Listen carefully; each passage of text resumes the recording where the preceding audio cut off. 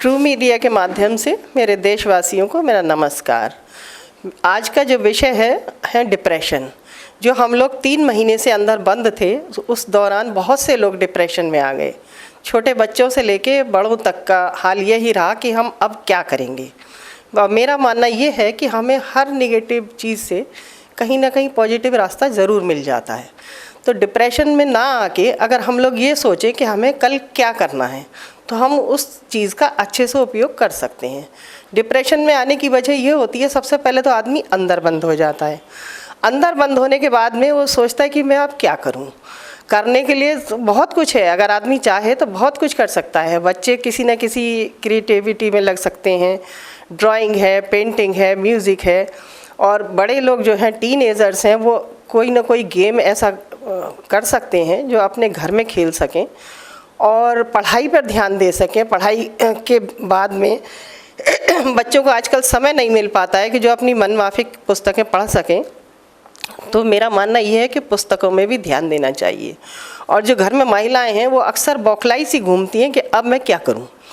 लेकिन उनको चाहिए कि बच्चों के साथ में बैठ के सबसे पहले तो टाइम स्पेंड करें कि और बच्चों को समझाएं। एक घर में टाइम टेबल ज़रूर होना चाहिए कि हमें किस समय क्या काम करना है, और उसको बच्चों के साथ में ज़रूर जोड़ लेना चाहिए। माँओं का ये होता है, फ़र्ज़ ये होता है, लड़कियाँ हैं तो थोड़ा बहुत घर के काम में ज़रूर लगाएं, और लड़के हैं तो उन्हें भी घर की किसी ना किसी काम में लगा के रखना चाहिए। ये नहीं है कि हट तेरे से ये काम नहीं होगा, हट तुझसे वो काम नहीं होगा। आज का वो दौर नहीं है कि किसी बच्चे से कोई काम नहीं होगा। और अगर घर में थोड़ी सी भी जगह है तो बच्चों को गार्डनिंग ज़रूर सिखानी चाहिए, जिससे बच्चे प्रकृति से जुड़ सकें और ये ध्यान दे सकें कि प्रकृति भी कोई चीज़ है। नेचर से खिलवाड़ करने का ही नतीजा है जो आज हम लोग ये भुगत रहे हैं। और दूसरा बात यह है, आदमी लोग डिप्रेशन में इसलिए आते हैं कि बाहर के माहौल से अंदर उन्हें बंद होना पड़ता है। तो आदमियों को भी चाहिए कि घर की व्यवस्था में रुचि लें और महिलाओं के काम में हाथ बटाएं।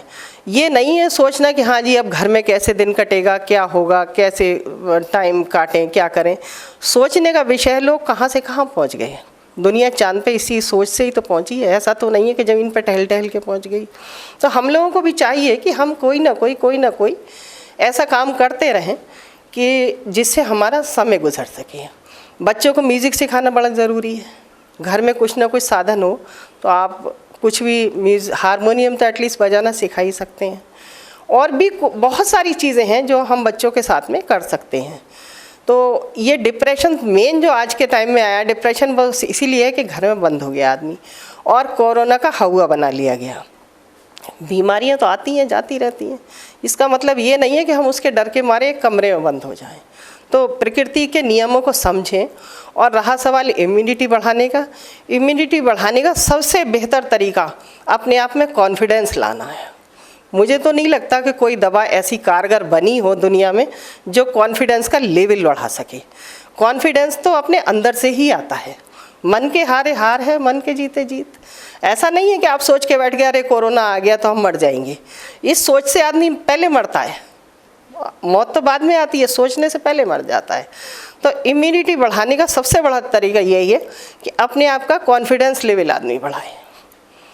और कॉन्फिडेंस लेवल जब ही बढ़ता है जब आप किसी काम में लगे रहें, क्रिएटिव रहें।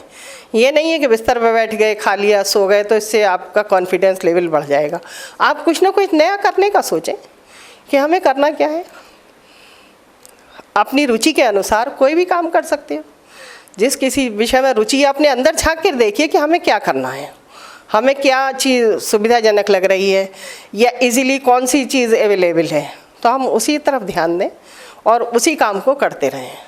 डिप्रेशन में ना आने का सबसे बड़ा तरीका यही है कि अपने आप को सोचें कि हमें अगला कदम रखना क्या है। अगर आप ये वीडियो YouTube पर देख रहे हैं तो हमारे चैनल को सब्सक्राइब करें और बेल आइकन को दबाना ना भूलें। अगर आप Facebook पर ये वीडियो देख रहे हैं तो हमारे पेज को लाइक करें।